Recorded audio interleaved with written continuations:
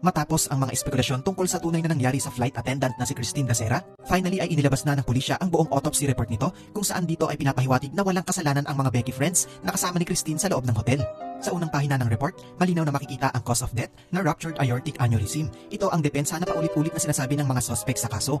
Sa ikalawang page naman ay makikita ang full autopsy report kay Christine Dacera. Walang indikasyon dito na nakainom ng isang pampatulog na gamot si Christine. Wala ring indikasyon na may similya sa loob ng ari niya. At ang pinakateling na ebidensya na hindi talaga ginalaw si Christine Dacera ay itong report na ito tungkol sa hymen niya.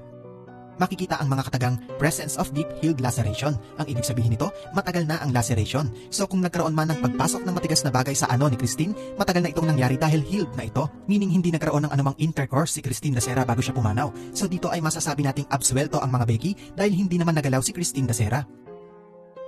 Ibig sabihin talagang pumanaw si Christine Dacera sa bathtub dahil sa aneurysm, dala ng sobrang pag-inom ng alak at hindi dahil sa may ginawa sa kanya.